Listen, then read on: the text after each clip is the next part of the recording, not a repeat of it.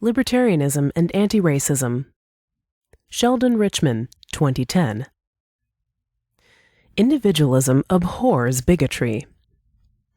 Rand Paul's comments regarding the federal ban on racial discrimination in public accommodations, Civil Rights Act of 1964, Title II, have brought the libertarian position on civil rights to public attention.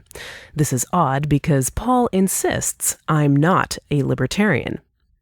It's not been an entirely comfortable experience for libertarians. For obvious reasons, libertarians are committed to freedom of association, which of course includes the freedom not to associate and the right of property owners to set rules on their property.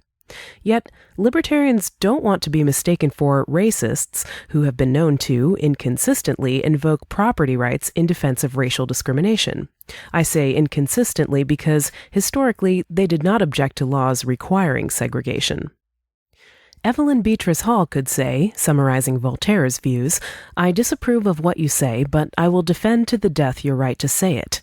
But no libertarian I know relishes saying, "I disapprove of your bigotry, but I will defend to the death your right to live by it." Yet that is the libertarian position, and we should not shrink from it. Defending the freedom of the virtuous is easy. The test is in defending it for the vicious. What I want to show here, however, is that this is not the entire libertarian position. There's more, and we do the philosophy, not to mention the cause of freedom, an injustice if we leave out the rest. Let's start with the question of some controversy. Should a libertarian even care about racism? By racism here, I mean nonviolent racist acts only. I am not asking if people who are libertarians should care about racism, but rather, are there specifically libertarian grounds to care about it? Some say no, arguing that since liberty is threatened only by the initiation of physical force and fraud, nonviolent racist conduct, repugnant as it is not a libertarian concern. This is not to say libertarians wouldn't have other reasons to object. But I and others disagree with that claim. I think there are good libertarian grounds to abhor racism, and not only that, but also to publicly object to it and even to take peaceful but vigorous non-state actions to stop it.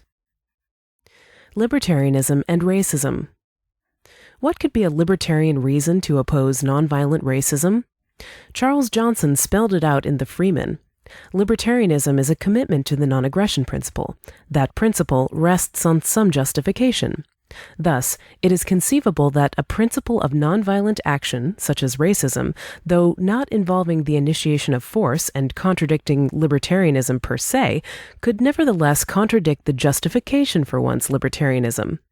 For example, a libertarian who holds his or her philosophy out of a conviction that all men and women are, or should be, equal in authority, and thus none may subordinate another against his or her will, the most common justification, that libertarian would naturally object to even nonviolent forms of subordination. Racism is just such a form, though not the only one, since existentially it entails at least an obligatory humiliating deference by members of one racial group to members of the dominant racial group. The obligatory deference need not always be enforced by physical coercion. Seeing fellow human beings locked into a servile role, even if that role is not explicitly maintained by force, properly, reflexively summons in libertarians an urge to object. I'm reminded of what H.L. Mencken said when asked what he thought of slavery. "I don't like slavery because I don't like slaves." Too close to violence. Another related libertarian reason to oppose nonviolent racism is that it all too easily metamorphoses from subtle intimidation into outright violence. Even in a culture where racial places have long been established by custom and require no coercive enforcement, members of a rising generation will sooner or later defiantly reject their assigned place and demand equality of authority. What happens then? It takes little imagination to envision members of the dominant race, even if they have professed a thin libertarianism to that point, turning to physical force to protect their way of life. It should go without saying that a libertarian protest of nonviolent racist conduct must not itself be violent.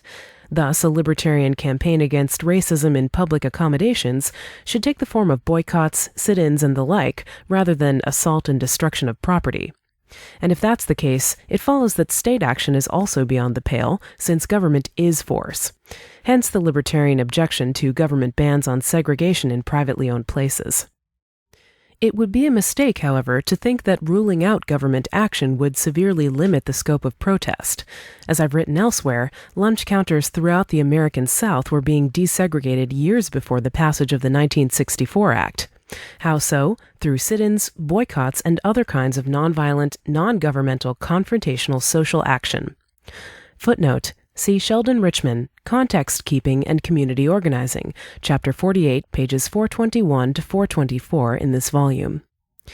Yes, people got worthwhile things done without government help. Amazing, isn't it? 2 more points in closing. First, libertarians lose credibility when they pretend to deny the obvious social distinction between a privately owned public place, such as a restaurant, and a privately owned private place, such as a home. We see this too often. A libertarian will challenge a progressive thus: if you really believe that there should be laws against whites-only restaurants, to be consistent, you should also demand laws against whites-only house parties. That's a lousy argument. When I walk past a restaurant, in the back of my mind is the thought, I can go in there. I have no such thought when I walk past a home. It's a matter of expectations reasonably derived from the function of the place. Homes and restaurants are alike in some important respects. They're privately owned, but they're also different in some important respects. Why deny that? Of course, it does not follow from this distinction that government should set the rules for the restaurant. The libertarian needs to challenge incorrect inferences from the distinction, not the distinction itself. Sit-ins and trespass. Finally, no doubt someone will have raised an eyebrow at my inclusion of sit-ins in the list of appropriate nonviolent forms of protest against racist conduct. Isn't a sit-in at a private lunch counter a trespass? It is, and the students who staged the sit-ins did not resist when they were removed by the police.